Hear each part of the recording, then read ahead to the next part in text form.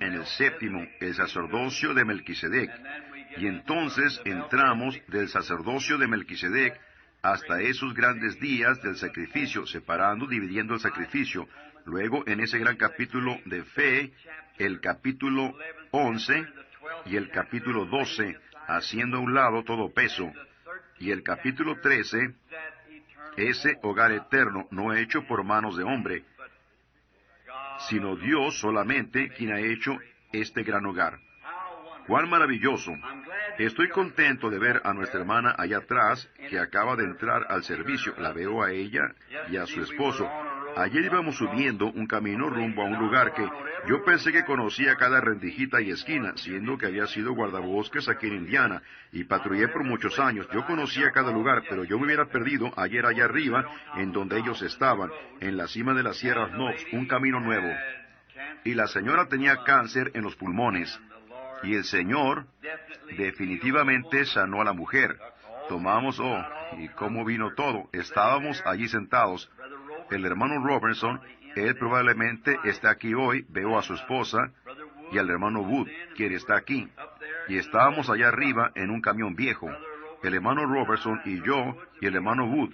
Y nos metimos en este camión y subimos allá a la cima de la sierra. Y allí el Señor mostró definitivamente el cáncer. Y entonces nos quedamos parados allí y lo vimos salir de la mujer. Con nuestros propios ojos nos quedamos y observamos irse de la mujer. Y ella llamó a la esposa del hermano Wood y me estaba diciendo que estaba escupiendo esa cosa muy negra. Y aquí está ella en esta mañana sentada en la iglesia allá atrás. Ella y su amado esposo teniendo un tiempo maravilloso en el Señor. ¿No es él maravilloso? Y yo no sabía que aquí, por lo general, al pueblo que está por aquí, es muy raro que sucedan visiones aquí. Este es mi hogar. Y quiero decir en la iglesia, el domingo hace una semana nosotros, ¿cuántos estaban aquí y vieron al hombre en la silla de ruedas, ciego, inválido, sin balance? Los nervios del cerebro estaban acabados y la clínica Mayo lo había desahuciado. Y un doctor católico, amigo mío, lo envió aquí. Y antes de venir al servicio, el Señor me dio una visión del hombre. Todos ustedes saben eso. Y allí el hombre fue sanado por así, dice el Señor. Ven, y luego se levantó, salió caminando, tomó su silla de ruedas, podía ver como usted y yo podemos ver, y salió caminando del edificio empujando su silla, normal. Y el nervio del equilibrio, ustedes saben, uno no se puede mantener de pie, ¿ven? Nada más no puede. Y por años es ese.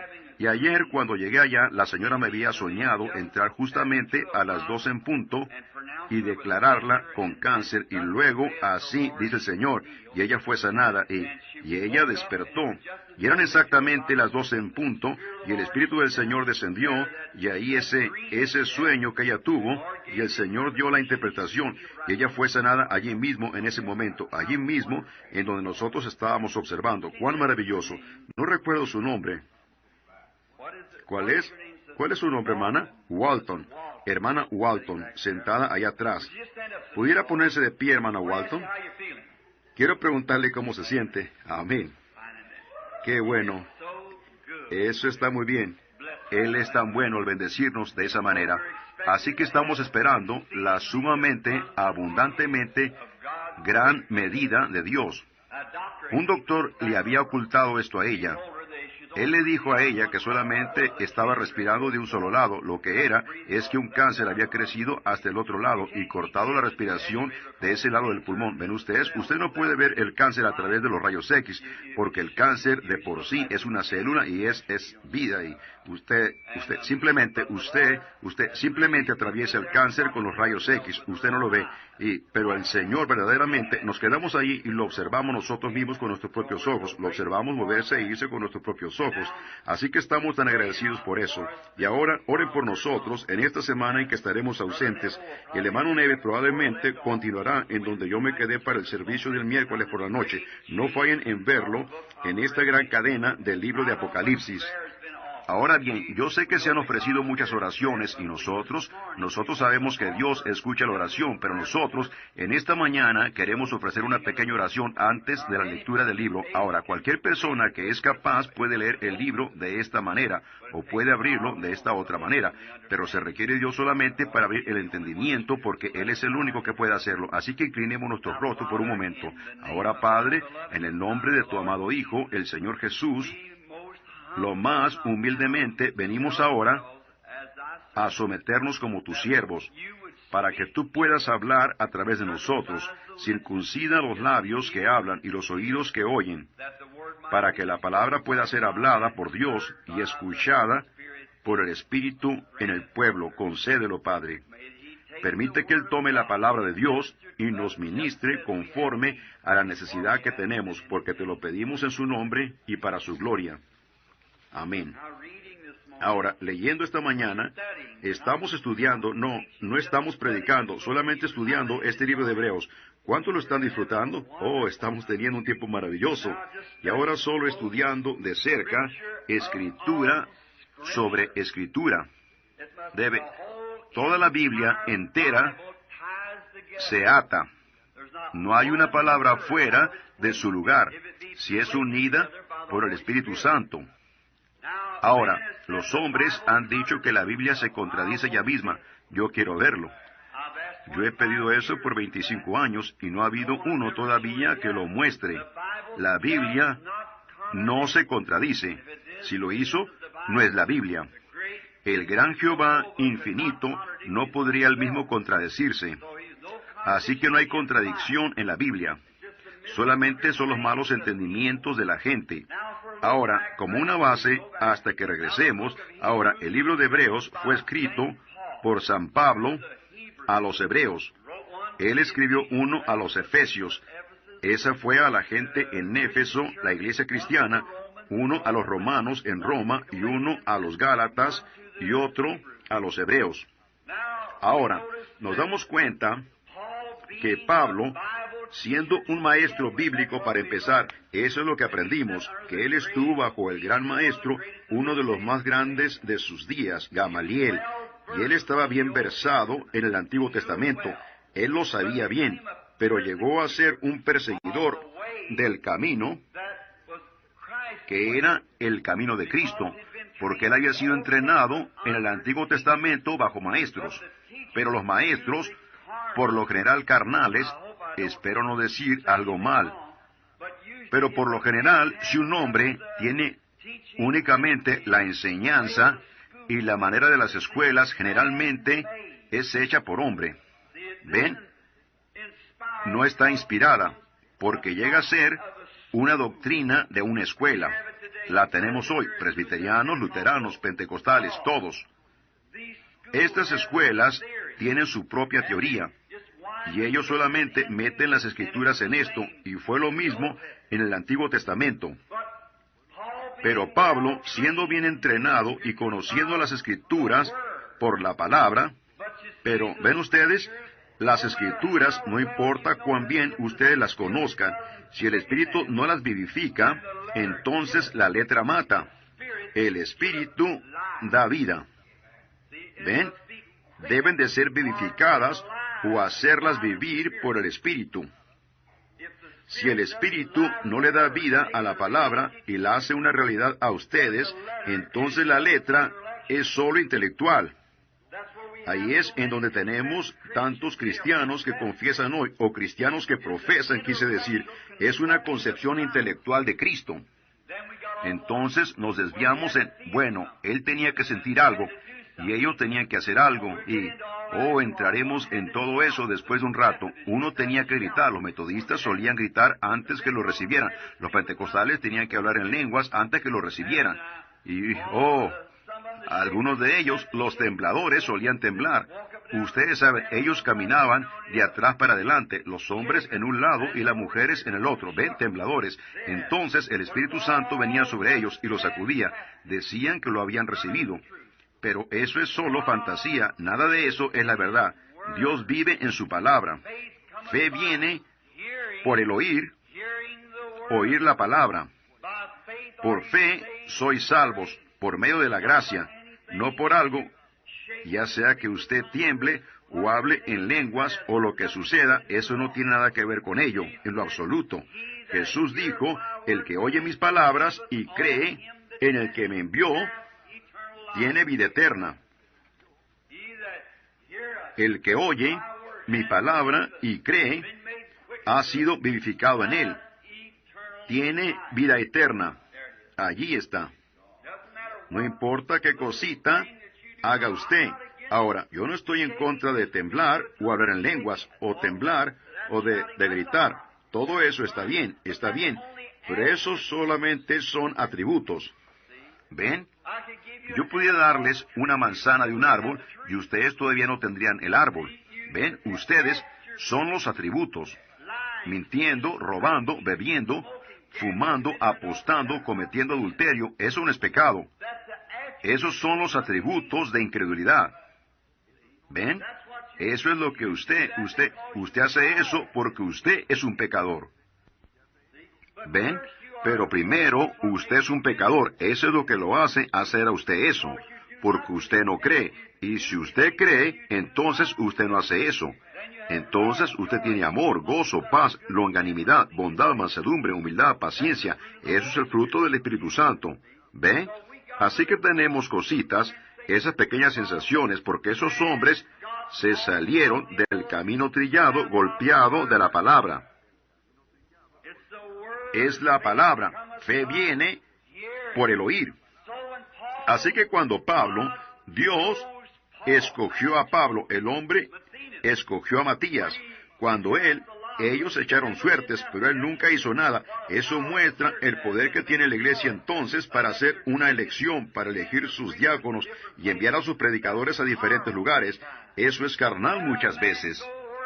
Deje que un hombre vaya a donde Dios lo guíe a ir. Me gusta eso. Si la gente en una conferencia solo dice, bueno, esta es una buena iglesia, este hermano ha edificado una buena iglesia y ellos tienen un favorito y lo envían a esa iglesia, ellos no comprenden que ellos mismos se están matando. ¿Ven? En primer lugar, si ese hombre va allá, él no puede ocupar el lugar de aquel hombre. Y luego ellos únicamente debilitan a la iglesia al tratar de mostrar favor a algún preferido. Siempre ha sido de esa manera. Pero yo creo en la autoridad suprema de la asamblea local. Sí, que cada iglesia sea soberana, escoja a sus pastores, sus diáconos, lo que sea. Y entonces, de esa manera, el hombre allí no tiene obispo por encima de él. El Espíritu Santo quiere hablar algo a esa iglesia. Ellos no tienen que preguntarle a nadie acerca de si ellos pudieran hacer esto o hacer lo otro. Es el individuo en contacto con el Espíritu Santo. Muéstreme por la Biblia que es más grande en la Biblia que un anciano local, en una iglesia local. Correcto. Sí, Señor. La soberanía de la iglesia local, cada iglesia en sí. Ahora, la hermandad, eso es maravilloso. Todas las iglesias deberían de estar en una hermandad de esa manera juntos, pero la soberanía de la iglesia local. Fíjense en Pablo, siendo un gran maestro, enseñador, bien entrenado. Un día, en su camino a Damasco para arrestar a la gente que estaba en este nuevo camino. Ahora, él era sincero. Dios no lo juzga a usted por su sinceridad. Yo nunca he visto a gente más sincera que a los paganos. Muchos de ellos aún matan a sus propios hijos y demás cosas para sacrificio a un ídolo. No es la sinceridad. Un hombre pudiera tomar ácido carbólico, sinceramente pensando que él estaba tomando algo más. La sinceridad no lo salva a usted. Hay camino que parece derecho al hombre, pero su fin son caminos de muerte. Pablo era sincero cuando él testificó con su propia autoridad para predicar a Esteban. Al pasar de los años, me gusta la disculpa de Pablo. Él dijo, yo no soy digno de ser llamado un discípulo, o ser llamado un apóstol, porque yo perseguí a la iglesia aún hasta la muerte, con sinceridad. Y en su camino, él recibió una experiencia. El Espíritu Santo salió en una gran columna de fuego y lo cegó. Ahora, ya hemos pasado por eso. Esa columna de fuego era Cristo. Y Él es la misma columna de fuego que guió a los hijos a través del desierto. Cristo era Dios y Dios era Cristo. Dios se hizo carne y habitó en el cuerpo del Señor Jesús. Dios estaba en Cristo reconciliando al mundo para sí mismo, mostrando lo que Él era. En la Biblia, aquí en los primeros versículos, hemos estado leyendo que Él mismo se hizo menor que los ángeles, tomando la forma, no de ángeles, sino tomando la forma de carne. Los ángeles no habían caído, ellos no necesitaban redención, la carne había caído. Seres humanos, y ellos necesitaban redención. Así que en las leyes antiguas, un hombre debería de ser un redentor. Pero primero, él tenía que ser pariente. El gran libro de Ruth, pasamos por él aquí hace tiempo. Y cómo Dios, siendo espíritu, se hizo pariente con nosotros al llegar a ser uno de nosotros. Para poder redimirnos y darnos vida eterna, Él tuvo que llegar a ser uno de nosotros, para que por medio de gracia nosotros pudiéramos ser como Él. Y nos dimos cuenta que la columna de fuego guió a los hijos de Israel, y cuando fue hecha carne aquí en la tierra, lo escuchamos a Él hablando un día, y reclamó que Él era la columna de fuego. Ellos dijeron, ¿tú dices que eres más grande que nuestro padre Abraham? Él dijo, antes que Abraham fuera, yo soy. ¿Quién era el yo soy? La columna de fuego en la zarza ardiendo. Un memorial perpetuo a través de cada generación. No solamente esa generación, sino esta generación. La misma columna de fuego. Y estamos agradecidos en esta mañana que aún tenemos la fotografía de ella, de que Él no ha cambiado. Él es el bendito, inmortal, eterno. Él hace las mismas cosas ahora que hizo en aquel entonces. Y cuán contentos nos hace sentir. Pero antes que Pablo aceptara esta experiencia, sabiendo que el ángel del Señor era la columna de fuego, la cual era Cristo, él era el ángel del pacto, el cual era Cristo. Moisés pensó mejor que escogió mejor sufrir las aflicciones con el pueblo de Cristo y ser guiado por Cristo que todos los tesoros de Egipto. Él siguió a Cristo, el cual estaba en la forma de la columna de fuego. Entonces Cristo dijo, yo vine de Dios cuando Él estaba aquí en la tierra, y regreso a Dios. Después de su muerte, sepultura y resurrección, está sentado con su cuerpo glorificado a la diestra de la majestad para hacer intercesiones. Pablo lo vio como la columna de fuego otra vez. Una luz que casi lo hizo perder sus ojos. Lo cegó. Pedro lo vio entrar en la cárcel como una luz y abrió las puertas delante de él mientras él salía. Nos dimos cuenta que Él era el Alfa y la Omega, el primero y el último, y aquí está Él con nosotros hoy, haciendo las mismas cosas que Él hizo entonces, haciéndose el mismo visible otra vez a nosotros, mostrándoselo al mundo científico. ¡Oh! En esta gran hora de oscuridad y caos sobre la tierra, deberíamos de ser la gente más feliz en toda la tierra.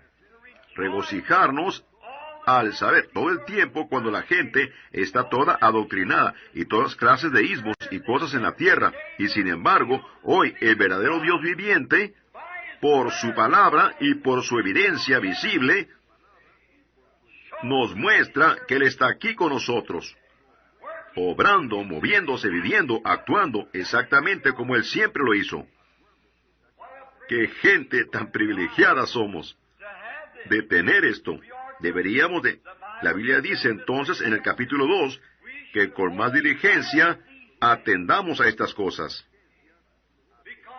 Porque, ¿cómo escaparemos nosotros si descuidamos una salvación tan grande? Ahora bien, venimos a darnos cuenta que antes que Pablo aceptara esta experiencia, ahora estamos repasando. Ahora, no importa qué clase de experiencia usted haya tenido alguna vez, iglesia, yo quiero recordarles a ustedes algo. No importa cuán buena se mire, cuán real parezca, primero debe de ser probada por la Biblia. Siempre en la palabra. Nunca dejen eso por ninguna clase de experiencia. Y Pablo, antes que él aceptara, él se fue a Arabia. Y allí se quedó por 3 años, probando esta experiencia con la palabra. Y cuando él regresó, él estaba seguro. Nada podía perturbarlo, porque él estaba sólido en la palabra, inmovible. Y aquí es en donde él está regresando ahora para mostrarle a estos hebreos esas grandes cosas de las que se habló en el Antiguo Testamento, que fueron hechas manifiestas en Jesucristo. ¡Qué gloria! Ahora, el domingo pasado, o el miércoles pasado, el hermano Neville aquí, en el capítulo 5, tocó algunos lugares importantes, porque es un capítulo maravilloso. Y lo encontramos a él exponiendo en el capítulo 4, el domingo pasado, el sábado, el guardar el sábado.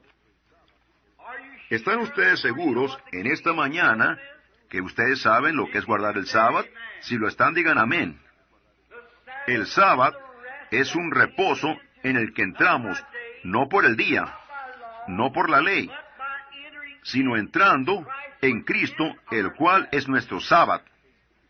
Él es nuestro sábado. Lo revisamos por todo el Antiguo Testamento y mostramos que vendría el tiempo cuando la palabra vendría línea sobre línea, precepto sobre precepto. Y él probó que nosotros entramos en su reposo en el día de Pentecostés, porque esto dará alcanzado reposo. Cesa. Y nos dimos cuenta que Dios determinó un día en David respecto al día séptimo, y Dios reposó en el séptimo, dado a los hijos de Israel en el desierto. Y otra vez Él determinó un día. ¿Qué día fue? Un cierto día en la semana. El día cuando ustedes escuchen su voz, no endurezcan su corazón. Ese es el día en el que Él está entrando para darles una paz eterna. Un sábado eterno. Entonces ustedes no van a la iglesia en domingo para llegar a ser religiosos. Cuando ustedes son nacidos del Espíritu de Dios, ustedes entran en un reposo eterno. No más el guardar el sábado. Ustedes están en el sábado continuamente, para siempre y por la eternidad. Sus obras mundanas han terminado, dice la Biblia, y ustedes han entrado en esta paz bendita. Estos 5 primeros capítulos están posicionando a Jesús como un sumo sacerdote. Dios, en otros tiempos y en diversas maneras, habló a los padres a través de los profetas, pero en estos últimos días, a través de su Hijo Jesús. Primer capítulo, primer versículo. Luego, llegando al final del capítulo 5, lo encontramos a él representado como Melquisedec, quien no tenía principio de días, no fin de su vida, pero un sacerdote para siempre. Piénselo. ¿Quién era este gran hombre? Entraremos en esto como en 2 capítulos más, la vida entera de él. Vamos a estudiar este gran hombre, quien se encontró con Abraham, quien nunca tuvo papá, nunca tuvo mamá. Él nunca tuvo alguna vez principio de vida, ni él nunca tendrá alguna vez fin de vida. Y él se encontró con Abraham, que venía de la derrota de los reyes. Fíjense, en esta gran persona, quien quiera que haya sido, todavía está vivo. No tenía fin de vida. Ese era Cristo, a quien él encontró. Vamos a entrar en un estudio profundo de eso en unos cuantos días. Ahora bien, queremos empezar aquí en el capítulo 5 ahora, solamente para una pequeña base, antes que lleguemos al 6, porque realmente es una cosa sobresaliente. Pongan atención, vamos a empezar como en el versículo 7 de este capítulo. Bueno, empecemos en el versículo 6. Como también dice, en otro lugar, tú eres sacerdote para siempre, según el orden de Melquisedec. Y Cristo, en los días de su carne, ofreciendo ruegos y súplicas con gran clamor y lágrimas, al que le podía librar de la muerte, fue oído a causa de su temor reverente. Y aunque era hijo, por lo que padeció, aprendió la obediencia. Ahora, aquí es a donde yo quiero llegar, al versículo 9. Escuchen, creo que el hermano Neville lo tocó el miércoles. Yo no estaba aquí, pero escuchen. Y habiendo sido perfeccionado, vino a ser autor de eterna salvación para todos los que le obedecen.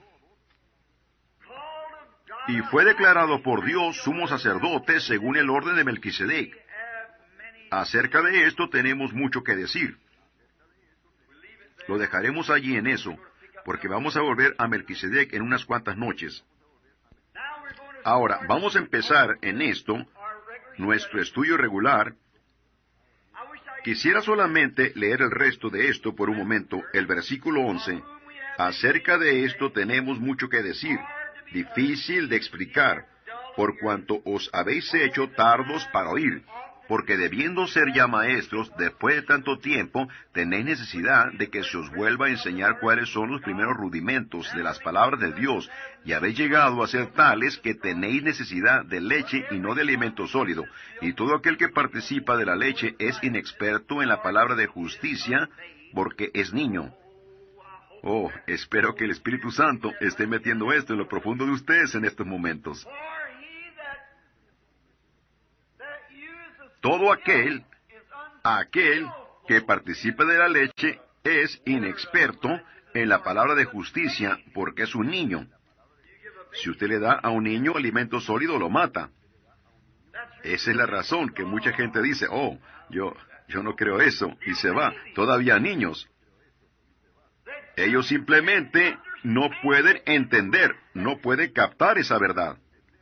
Los mata. Grandes cosas poderosas que la iglesia debería de saber hoy, pero uno no pudiera enseñarlas. Ellos tropiezan sobre eso. No saben qué hacer con eso. Pablo, hablando a este grupo hebreo, aunque eruditos, él les está hablando ahora, eruditos, bien entrenados, nos daremos cuenta en unos cuantos momentos, muy eruditos, pero al misterio espiritual profundo, la iglesia todavía está ciega a él. Él dijo, cuando ustedes deberían de estar enseñando a otros, ustedes todavía son niños. Oh, yo sé que muchos se levantan y salen y dicen, oh, yo no necesito ir a la iglesia ya más. Alabado sea Dios, el Espíritu Santo ha venido. Él es el Maestro. Cuando ustedes toman esa idea, ustedes están errados. ¿Por qué es que el Espíritu Santo puso maestros en la iglesia si Él iba a ser el Maestro?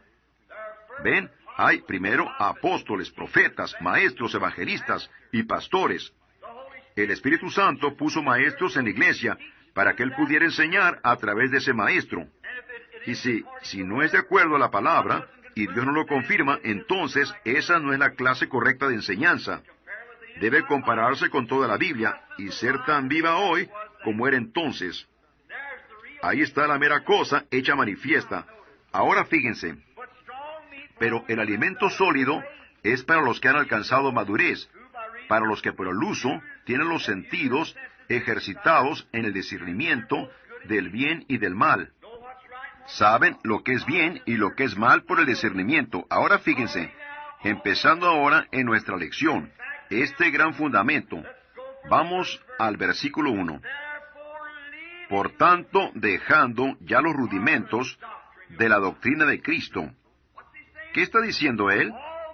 Todos estos 5 primeros capítulos han sido basados en Cristo, para demostrar quién era Él. Ahora bien, nosotros estamos dejando estos rudimentos de las doctrinas de Cristo.